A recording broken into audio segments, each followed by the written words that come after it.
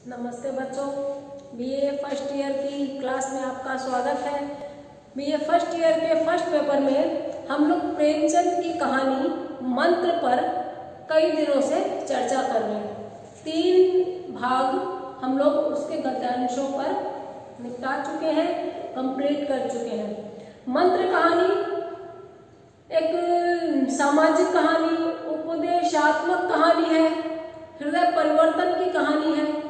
इस कहानी के मूल प्रश्न 12 नंबर के निबंधात्मक प्रश्न के उत्तर के लिए मैं एक सेपरेट वीडियो डाल चुकी हूँ और अभी जो हम लोग काम कर रहे हैं इसके सिलसिलेवार पठन पाठन और अर्थ स्पष्टीकरण की प्रक्रिया पर चल रहे हैं। तो आज हम लोग वापस पहले वाले अपने मूल बिंदु पर चलते हैं।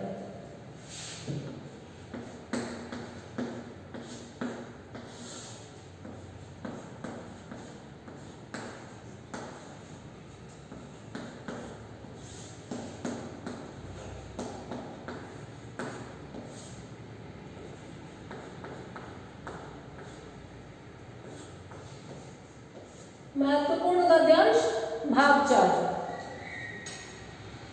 अभी तक के गद्यांशों में हमने देखा कि कैलाशनाथ का जन्मदिन है। जन्मदिन के दिन उसके दोस्त आए घर पे, मेहमान आए हैं। उसकी प्रेयसी मृणालिनी है। मृणालिनी सांपों को देखना चाहती है, वो सांप जो कैलाशनाथ ने अपने घर पे पाल रखे हैं। कैलाश को न सिर्फ सांपों को खिलाने का, पालने का शौक है, बल्कि जड़ी बूटियों का भी काफी शौक और नॉलेज है। सांपों को दिखाने के दौरान उसके दोस्तों ने उसको उकसा दिया कि शायद जहर निकाल दिया होगा, शायद दांत तोड़ दिए होंगे, और उसका ईगो इससे हट हो गया। उसके अहम को चोट पहुंची और उसने एक बहुत ही जहरीले सांप की गर्दन पकड़ ली और इतनी जोर से दबाई कि उसके दांत तो दिखे लेकिन सांप डर गया, सांप घबरा गया, क्योंकि कैलाश ने इसके पहले कभी भी इतने कठोर तरीके से सांप को नहीं पकड़ा था। जैसे ही गर्दन से पकड़ ढीली हुई, सांप ने उसको काट लिया। काटते ही उसका जहर उसके पूरे शरीर में फैल गया। डॉक्टर साहब ने सोचा था कि उंगली पे नस्तर से छोटा सा चीरा लगा दे, लेकिन वो काम उसने मना कर दिया। भागकर अपने कमरे से उसने एक जड़ी लगाई, लेकिन जड़ी नाकाफी सिद्ध हुई। उसके बाद उसकी हालत बिगड़ती चली गई, आंखें बंद होती चली गई। वो पहले बैठ गया, फिर वो लेट गया। माँ ने सर गोद में ले लिया, पट्टी करने लगी। मृणालिनी उसके अंगुली से टपकता खून पहुंचने लगी। मंत्र पढ़ने वाले एक सांप के छाणे को बुलाया गया, ओझा को बुलाया गया, लेकिन उसकी हालत देखकर उसके मुंह से इतना ही निकला कि जो होना था हो चुका। इस पर उसके पिता डॉक्टर चड्ढा ने बहुत अफसोस और गुस्सा दिखाया, क्योंकि क्या यही होना था?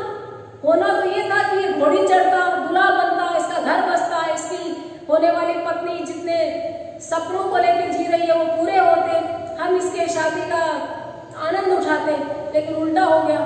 तो अरे मूर्ख, ये क्यों कहते हो कि जो होना था हो गया? ये बोलो जो नहीं होना था हो गया। यहाँ तक हमने कर लिया था। अब हम पहुंचे पेज नंबर 31 पर।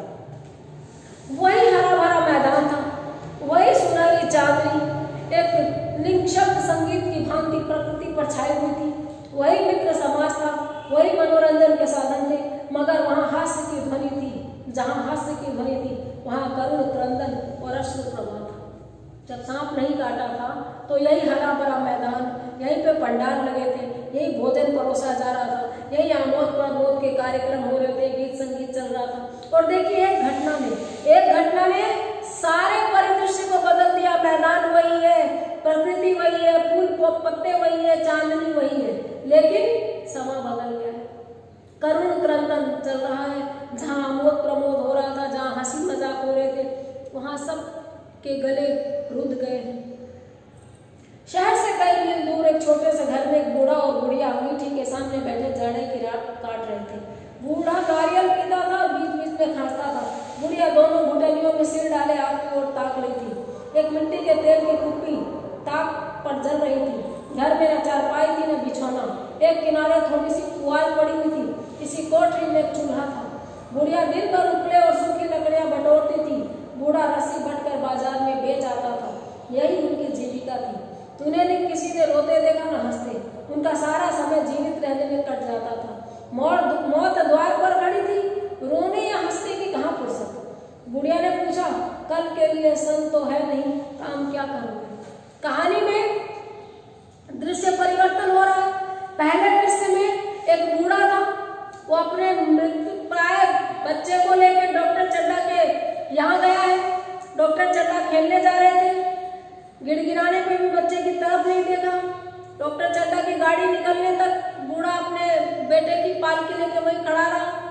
उसके बाद वो थके कदमों से कहारों को कहता है, ले चलो भाई पालकी, और उसी रात उसका हंसता खेलता बेटा मर जाता है। और दृश्य चेंज होता है, डॉक्टर चड्डा को दिखाया जाता है, उनके बेटे को दिखाया जाता है, उसके सांपों के शौक को दिखाया जाता है, उसकी बर्थडे पार्टी चल रही है, उसको सांप ने काट लिया और वो मृतप्राय पड़ा है। कहानी वापस घूमकर पहले दृश्य वाले बूढ़े के पास आती है। बूढ़ा अपनी कोठरी में है, जंगल में दूर, उन्होंने शहर से कई मील दूर जंगल में एक झोपड़ी बना रखी है। बूढ़े बुढ़िया दो ही जने हैं, अंगीठी के सामने जाड़े की रात काट रहे, न ओढ़ने का था, न बिछाने का था, न बिस्तर था। अंगीठी जला रखी थी, जंगल की लकड़ियां मिल जाती है, लकड़ी का छोटा चूल्हा था। बूढ़े को नारियल पीने की आदत थी, पी रहा था, फांस रहा था। बुढ़िया जो अपने घुटनों में सिर डाल के आग की ओर देख रही थी। छोटी सी मिट्टी के तेल की कुप्पी, चिमनी, कांच की शीशी में किरासन तेल डाल के उसमें डोरी डाल के ढक्कन में छेद करके उसको बाहर की तरफ उकसा के वो जो जलाते हैं, वो प्रकाश की व्यवस्था के लिए जो पुराना साधन काम में लेते हैं, उसको कुप्पिया चिमनी कहा जाता है। वो जल रही थी। घर में ना चारपाई ना बिछौना, एक किनारे पुआल पड़ी थी। एक प्रकार की घास होती है जिसको गद्दे नुमा तरीके से बिछा के सो जाया जाता है। इसी कोठरी में चूल्हा था। बुढ़िया दिन भर कंडे थापती थी, गोबर के उपले बनाती थी और लकड़ी इधर उधर से बीन के लाती थी। बूढ़ा रस्सी पट लेता था, बाजार में बेच आता था, यही उनकी जीविका थी। उनको न कोई रोते देखता था, न हंसते देखता था। आगे जो पंक्ति है वो बहुत हृदयग्राही है, मर्मस्पर्शी है। उनका सारा समय जीवित रहने में कट जाता था, न 3 में, न 13 में, न हंसी में, न खुशी में। देखिए क्या कह दिया प्रेमचंद ने, उनका सारा उपक्रम जीवित रहने के लिए हो रहा था। उनका सारा समय बस वो जिंदा रहने के लिए जी रहे थे, न कोई अरमान न ख्वाहिश। मौत द्वार पर खड़ी थी, रोने हंसने कहाँ फुर्सत। बूढ़े हो चुके थे, पके हुए फल थे, कभी भी टपक सकते थे। मुंह में दांत न पेट में आग, कह दीजिए। इस बीच में चुप्पी टूटी। बुढ़िया ने कहा, कल के लिए सन नहीं है, काम क्या करोगे? सन, पटसन, जूट, लंबी लंबी रेशेदार रस्सियां, उसको वो 3 हिस्सों में लेके बुन करके खाट के लिए दामन काम में लेने के लिए रस्सी बनाते हैं। बूढ़ा जवाब देता है, जाकर झगड़ू साहू से 10 शेर सन उधार लाऊंगा। झगड़ू साहू गांव का बनिया, गांव का सौदागर व्यापारी, उसके ले आऊंगा। उसके पहले के पैसे तो दिए ही नहीं और उधार कैसे देगा? कहती है उसका तो पहले का भी बकाया मालूम हो कैसे देगा। न देगा न सही, घास तो कहीं नहीं गई, दोपहर तक क्या 2 आने की भी ना काटूंगा। न देगा तो न सही, घास तो नहीं गई, जंगल इतना बड़ा, आसपास हरियाली है, मैं इतनी घास दिन भर में काट लूंगा कि 2 पैसे की घास तो काट ही लूंगा, बिक जाएगी। उस जमाने में 2 पैसे चलते थे। इतने में एक आदमी ने द्वार पर आवाज दी, भगत, ओ भगत, सो गए क्या? दरवाजे पे एक आदमी आया है, बूढ़े को भगत के नाम से संबोधित किया है। अरे भाई बूढ़े भगत, सो गए, जरा किवाड़ खोलो। दरवाजा खोलो। भगत ने उठकर किवाड़ खोल दिया। एक आदमी ने अंदर आकर कहा, आपको सुना, डॉक्टर चड्डा बाबू के लड़के को सांप ने काट लिया। कुछ सुना भैया तुमने? पता चला नामी जो डॉक्टर है डॉक्टर चड्डा, उनके बेटे को सांप ने काट लिया। भगत ने चौंक कर कहा, अरे चड्डा बाबू के लड़के को? वही चड्डा बाबू ना जो छावनी के बंगले में रहते हैं। चौंक करके इसी लहजे में वो पूछता है, हाँ हाँ वही, शहर में हल्ला मचा हुआ है, जाते हो तो जाओ, आदमी बन जाओगे। पूरे शहर में हाहाकार मचा हुआ है, इतनी बड़ी दुर्घटना हो गई। और साथ में एक सलाह देता है कि जाते हो तो जाओ, आदमी बन जाओगे। यानी इतने फाके में दिन काट रहे हो, चले जाओ, बेटे को ठीक कर दो, तुम्हारे हाथ में हुनर है, तुमको माला माल कर देंगे। आदमी बन जाओ से यहाँ पर अमीर बन जाने से मतलब है, यानी गरीब आदमी आदमी नहीं होता। केंचुओं किसी, जीव जंतुओं किसी दयनीय अवस्था वालों को मनुष्य भी नहीं माना जाता है। बूढ़े ने कठोर जाकर कहा मैं नहीं जाता, मेरी बला जाए वही चड्डा है, खूब जानता हूँ।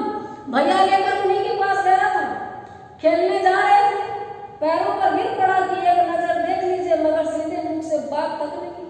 भगवान बैठे सुन रहे हैं। अब जान पड़ेगा कि बेटे का गम कैसा होता है। कई लड़के हैं, नहीं जी यही तो एक लड़का है, सुना है, सबने जवाब दे दिया। बूढ़ा जब उसकी बात सुनता है कि जाओ आदमी बन जाओगे, तो कहता है नहीं, मेरी बला से यानी किसी भी कीमत पे नहीं जाऊंगा। और याद करता है कि डॉक्टर चड्डा भैया ना खूब अच्छे जानता हूँ, भैया लेकर उन्हीं के पास गया था, अपने बच्चे को लेके गया था, डॉक्टर साहब खेलने जा रहे थे, बूढ़ा उसके पैरों पे गिर पड़ा, गिड़गिड़ाया, लेकिन बच्चे को एक नजर नहीं देखी और कह रहा है कि भगवान का न्याय है, भगवान के घर देर या देर नहीं। वो बैठे सब सुन रहे। अब पता चलेगा बेटे का गम क्या होता है, बेटे का जाना, बेटे का मरना और उसके बाद बाप का सिर धुलना।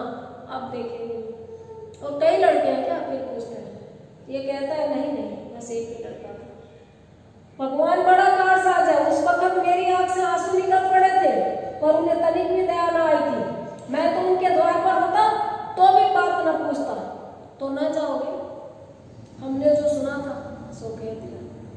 वो कहता है बूढ़ा भगत कि भगवान बहुत करामाती है, वो देख रहा है। उस समय बूढ़े की आंख से आंसू निकल रहे थे और अब डॉक्टर चड्डा की आंख से निकल रहे हैं। और ये तो बात क्या है कि मैं इतनी दूर बैठा हूँ जंगल में, उनके घर क्या जाऊंगा, मैं उनके दरवाजे पे बैठा होता तब भी नहीं जाता।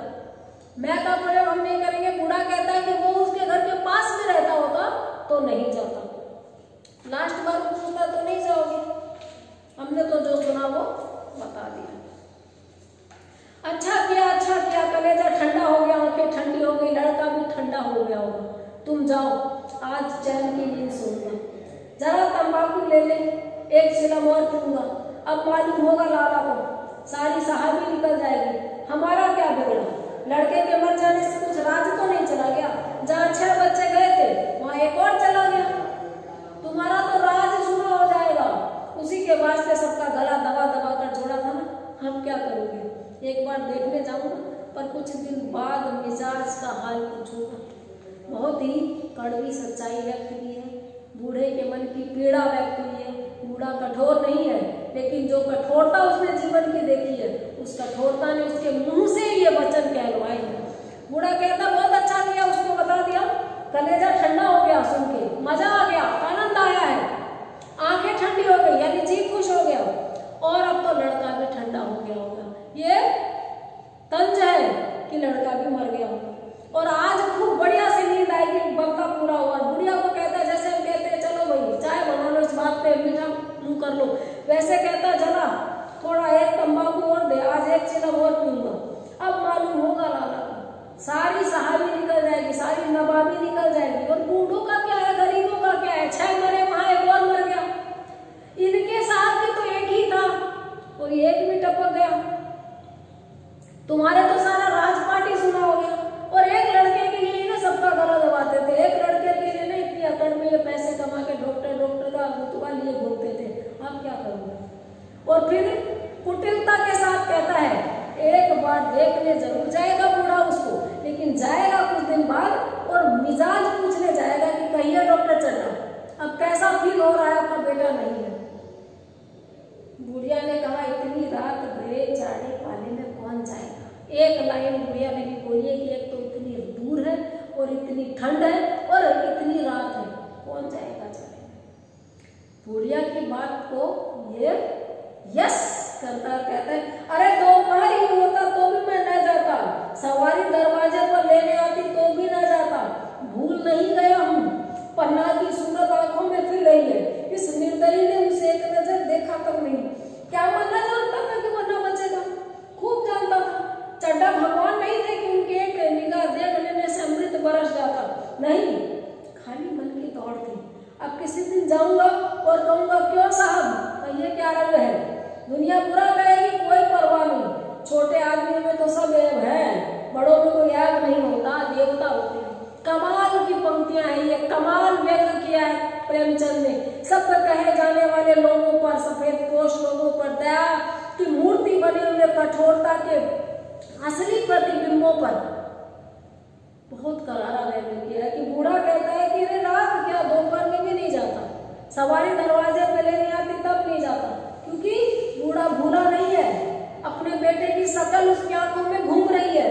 बच्चा मर गया, एक क्षण देखा तक नहीं, और बूढ़ा आज बता रहा है कि क्या वो नहीं जानता था कि उसका बेटा नहीं बचेगा, वो अच्छे से जानता था। चड्डा भगवान नहीं थे जो वो एक नजर देख लेते तो बेटा ठीक हो जाता, उसकी हालत देख के उनको लग रहा था बच्चा नहीं बचेगा, अच्छी तरह पता था, लेकिन खाली मन के दौरे, एक बहन मिटाना, एक बस छोटी सी आशा थी कि पहुंच जाता हूं, क्या पता कुछ निकल आए। लेकिन अब किसी दिन जाया जाएगा और पूछा जाएगा कि कहिए साहब क्या रंग है।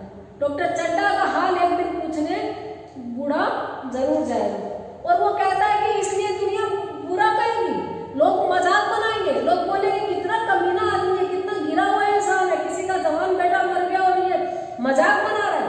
कहता है मैं परवाह नहीं करूंगा, क्योंकि छोटे लोगों में तो हजार ऐब होते हैं, गरीब लोग तो कलियों की खान होते हैं, अमीर तो भगवान होते हैं, अमीर महान होते हैं, उनमें तो कोई ऐब होता ही नहीं है, वो तो देवता होते हैं। देखिए ये व्यंग है। अमीरी और गरीबी ये दो शब्द आर्थिक रूप से तो है, लेकिन नैतिकता का और हार्दिक विशेषताओं का इनसे क्या लेना देना। गरीब आदमी में उच्च गुण हो सकते हैं, अमीर आदमी खून चूसने वाला हो सकता है, पूंजीवाद की पूरी व्यवस्था तो टिकी हुई ही इस पर है। तो डॉक्टर चड्डा का मजाक बनाने वो जाएगा और देखेगा कि वो तो अमीर है, वो तो बड़ा है, उसमें तो कमियां भी नहीं होंगी और वो तो रोता भी नहीं होगा। गरीब लोग तो चिक चिक के रोते हैं बच्चा मर जाए तो, लेकिन अमीर तो मन में रख लेते होंगे, क्योंकि उनको तो बहुत ज्यादा अपने को सभ्य दिखाना होता है, तमीजदार रहना होता है, तो तमीज में रहने वाले लोग रोते थोड़ी होंगे। भगत के लिए जीवन में पहला अवसर था कि ऐसा समाचार पाकर वह बैठा रह गया हो। 80 वर्ष के जीवन में ऐसा कभी नहीं हुआ था कि सांप की खबर पाकर वह दौड़ न गया हो। माघ पूस की अंधेरी रात, चैत बैसाख की धूप और लू, सावन भादों की चढ़ी हुई नदी और नाले, किसी की उसने कभी परवाह न की। वह तुरंत घर से निकल पड़ता था, निस्वार्थ निष्काम, लेन देन का विचार कभी दिल में आया नहीं। यह ऐसा काम ही नहीं था, जान का मूल्य कौन दे सकता है, यह पुण्य कार्य था। सैकड़ों निराशों को उसने मंत्रों से जीवन दान दे दिया था, पर आज वह घर से बाहर कदम नहीं निकाल सका। यह खबर सुनकर सोने जा रहा था। इस कहानी के इस हिस्से में भगत की चारित्रिक विशेषताओं पर कहानीकार ने प्रकाश डाला है कि भगत के जीवन का यह पहला मौका था कि सांप काटने की खबर सुनकर वो चुप पड़ा है, वरना किसी भी जगह सांप किसी को काट ले, इसके कान में खबर आते ही ये दौड़ा जाता था। 1 रुपया कभी नहीं लिया, क्योंकि जान बचाने की कोई कीमत थोड़ी ली जा सकती है। कभी इसने किसी से कुछ नहीं मांगा, चाहे माघ हो, पूस की अंधेरी रात हो, चैत बैसाख की लू हो, सावन भादों की चढ़ी हुई नदी नाले हो, कभी परवाह नहीं की। निस्वार्थ जाता था, निष्काम जाता था, चवन्नी की आस नहीं करता था, तारीफ की मोहताजी नहीं थी इसके जीवन में, कभी लेन देन का विचार नहीं आया, क्योंकि ये तो ऐसा काम ही नहीं था। आखिर किसी की जान बचाने की कोई क्या कीमत अदा कर सकता है, ये पुण्य का काम समझता था और करने जाता था। सैकड़ों निराश लोग जिन्होंने जीवन से आस छोड़ दी थी, उनके प्रेमी पात्रों को, उनके बच्चों को, उनके घर के स्नेही स्वजनों को इसने बचाया था, और जीवन दान देने के बाद में कभी किसी से कुछ नहीं चाहा। लेकिन आज इस खबर को सुनकर भी वो घर से बाहर कदम नहीं निकाल सका। कदम तो निकालना छोड़िए, वह सोने जा रहा है। बुढ़िया ने कहा तंबाकू अंगीठी के पास रखी हुई है, उसके भी आज 2.5 पैसे हो गए हैं, देती ही नहीं। तंबाकू जिससे खरीद के लाई है वो भी उधार हो जाता है, 2.5 पैसे चढ़ गए हैं, तो 2.5 पैसे चढ़ने के कारण वो आज तंबाकू देती नहीं थी, अंगीठी के पास रख दी है और वो सोने जा रही है, बूढ़ा खुद पी लेगा।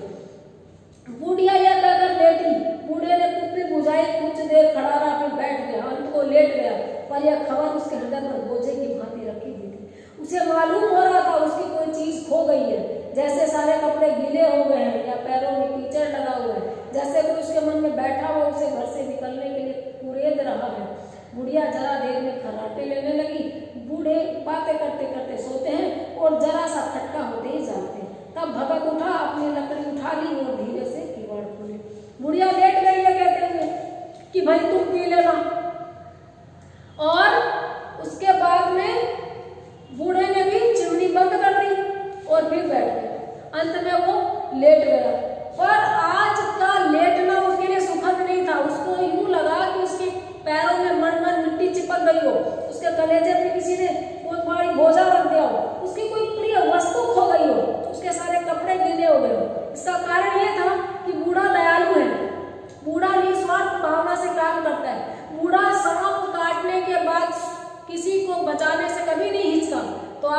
अपनी स्वाभाविक प्रवृत्ति पे अंकुश लगाया है, अपने को जबरदस्ती किसी की जान बचाने से रोका है, ये इसके अंदर ग्लानि का भाव बन चुका है। ये ग्लानि, ये बोध, ये जो जगा हुआ उसका चेतन मन है वो उसको धिक्कार रहा है, इसीलिए उसको दिल पे पत्थर महसूस हो रहा है, पैरों में वजन महसूस हो रहा है, आत्मा पे कपड़े चिपके हुए महसूस हो रहे हैं। यहाँ पर बूढ़े की आंतरिक अभिव्यक्ति हुई है, बूढ़े के जो चारित्रिक विशेषताएं हैं वो इतना ऊंचा सोचता था, निस्वार्थ इतना था कि डॉक्टर, एक तरफ वो सोच रहा है मैं डॉक्टर के बच्चे को नहीं बचाऊंगा, और दूसरी तरफ उसकी आदतें, उसका जो उसकी मन की प्रवृत्तियां, सद प्रवृत्तियां उसको उकसा रही है जाने के लिए, कोई उसको ठेल रहा है घर से बाहर निकलने, और उसने धीरे से किवाड़ खोल दिए, बुढ़िया सो रही थी। आज यहीं तक करेंगे, कहानी का अगला भाग अगले वीडियो में करेंगे, और मैं चाहती हूँ कि आप लोग इस वीडियो को बार बार देखें, समझें। हम लोग पता नहीं कब मिलेंगे, लेकिन जब तक हम नहीं मिले तब तक हम काम रोक थोड़ी देंगे, तब तक हम इस माध्यम से मिलेंगे। मैं पढ़ाऊंगी, आप पढ़िए, मैं समझाऊंगी, आप समझिए, और पूरा इस तरह से धीरे धीरे हमारा सिलेबस पूर्णाहुति की तरफ चला जाएगा। आज इतना ही, दूसरे वीडियो में बात करते हैं।